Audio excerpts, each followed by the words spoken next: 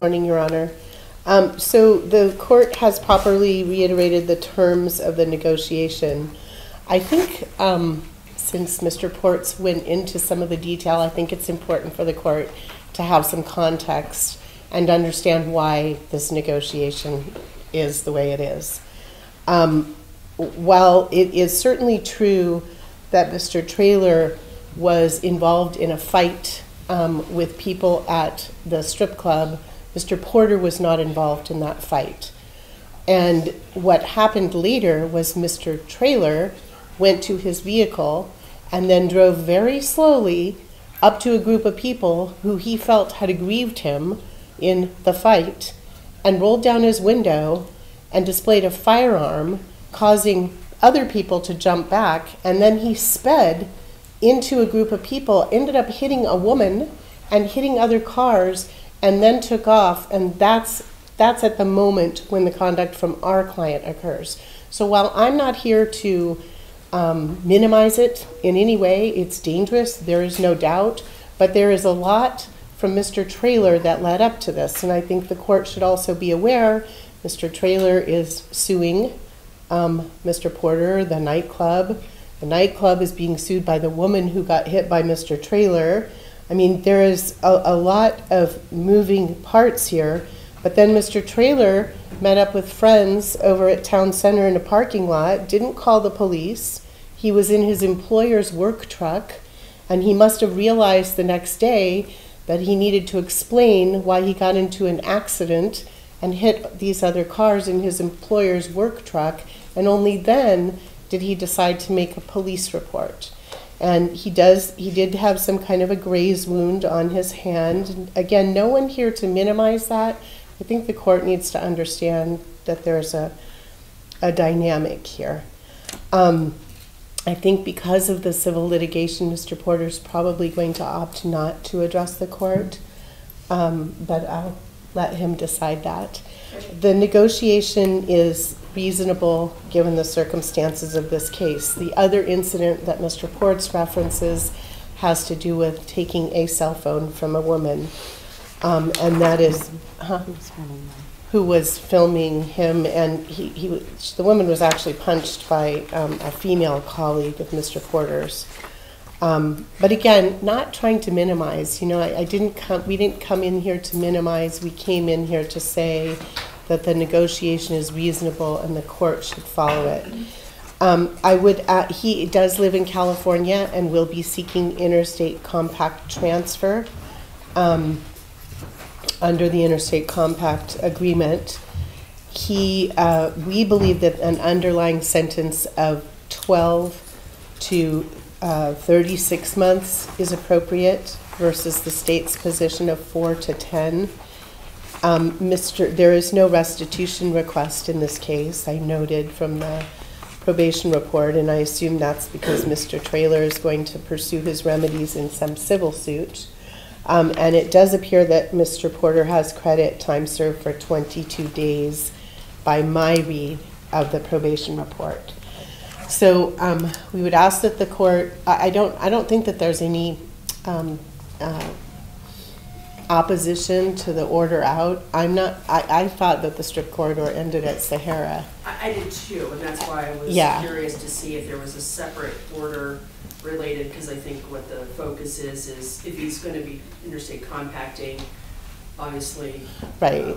Limited issue there, but if he's going to be here, you know, to the extent casinos and sort of those environments might be not appropriate during the probation. Right. I understand the ask. I just wanted to see how it covered it. And they know that they've changed it somewhat recently, and I don't have a copy of it here. That's why if you wanted to include it to strip corridor to the 95, that's fine. I think you could just say it that way. I just don't think that the traditional order out region covers downtown. But he's not otherwise seeking to not have the order out or be employed in those areas or anything like that? We're not opposing it. He doesn't live here, and it's fine, and that's fine. Mr. Porter, is there anything that you would like to say on your own behalf today? I appreciate that you have the other matter pending, but you know, it's up to you entirely. This is your opportunity to say something, but you're certainly not on. Okay. Mr. Porter's going to decline to speak on his own behalf today. Your Honor, I'm sorry, I forgot. Ms. Wildeveld is reminding me. There's one thing in the PSI that's not accurate. Okay. In the criminal history, it shows that there was a restraining order. That was dismissed. Which page are we looking at? 3 or 4? Yeah, I think page 4. It's at the bottom of the page. It's at the very bottom, supplemental information.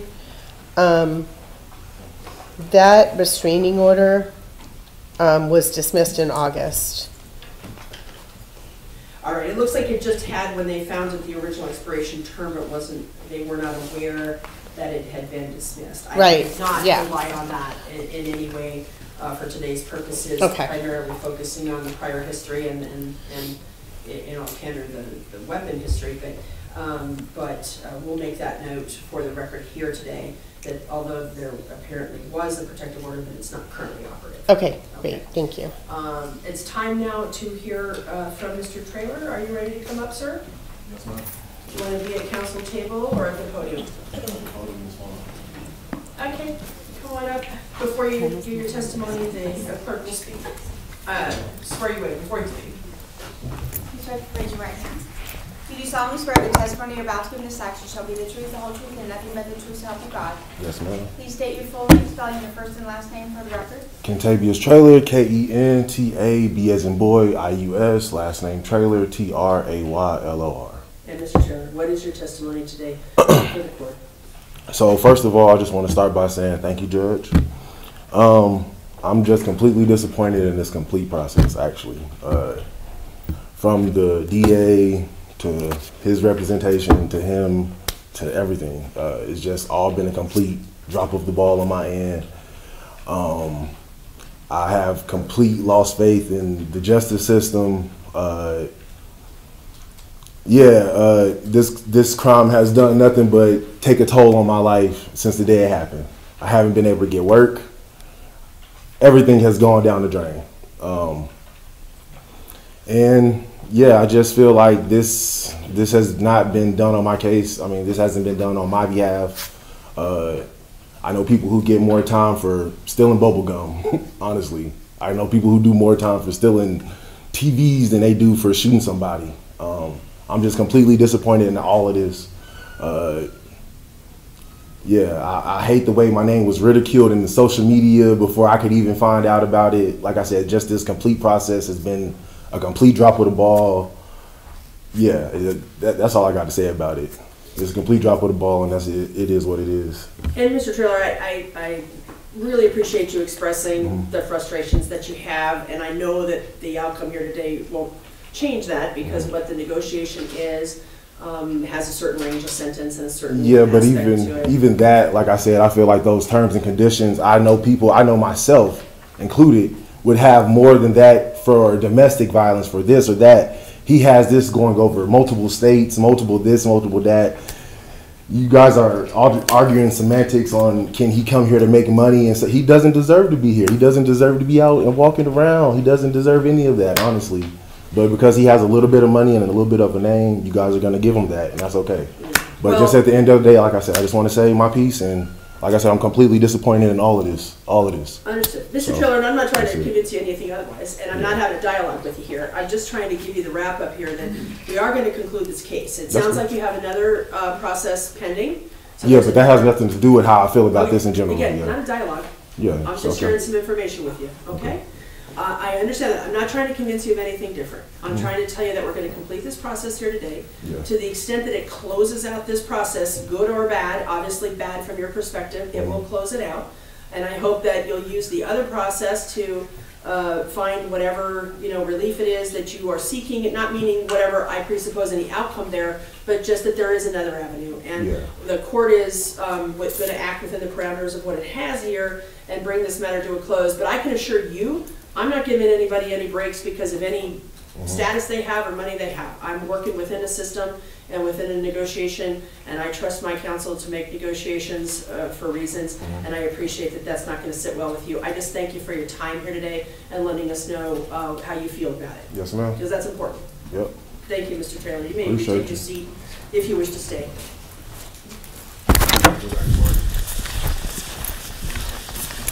At this time, the court will proceed with the sentencing of Mr. Porter. And as per negotiations, we will go ahead. I'm going to give an opportunity of probation to Mr. Porter. Same discussion with you, Mr. Porter, that I had with another gentleman this morning. You are here and doing probation here unless and until you are affirmatively approved, meaning given actual permission by the probation department to travel out of state, whether it be a travel pass initially or your interstate compact, but you will have to be here doing your probation. And I'm going to go through the terms and conditions and your underlying sentence and all the specifics.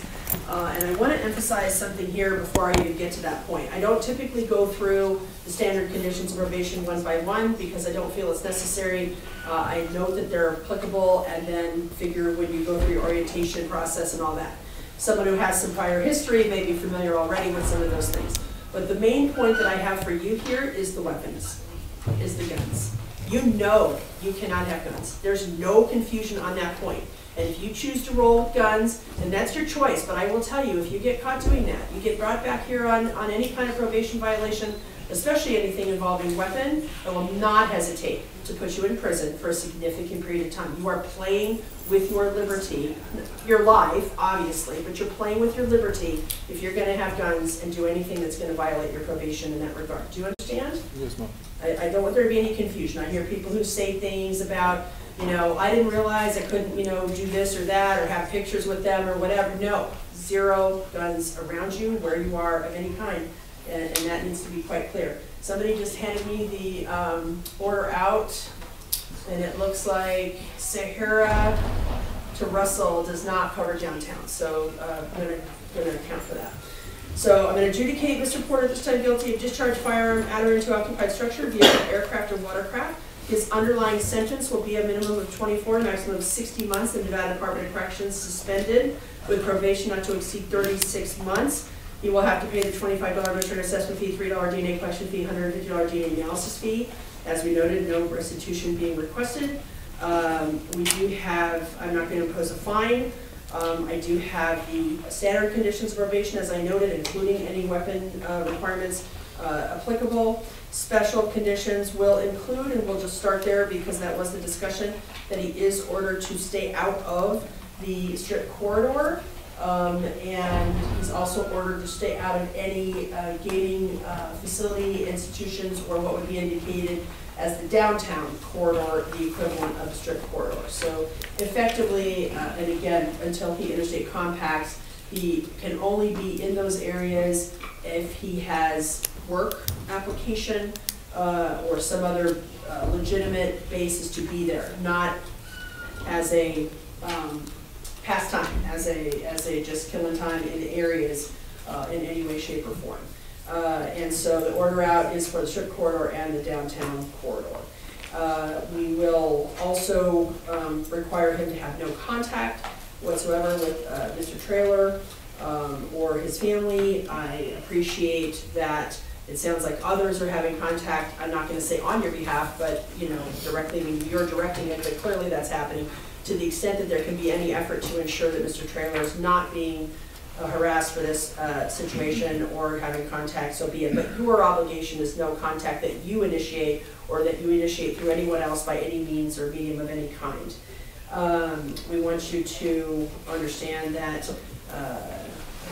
I think impulse control counseling would benefit here as well to make better choices in the future in these circumstances. No use, possession, or control of alcohol or drugs, that includes marijuana. I take that very seriously for all probationers, so we have compliant probation. I want you to have structure to your probation, so full-time employment is required. To comply with any curfew that may be imposed, report within 48 hours, so no later than Wednesday, to the probation department to get started on the process. Do not take for granted that you need to be doing all of these things and that somehow someone's going to look the other way on that. You need to report, and you need to be compliant at all times. And in addition to the standard search clauses, I have one special search clause that any digital storage media that you have access to or use, including computers, handheld communication devices, network applications associated with those devices, social media, remote search services are also subject to search.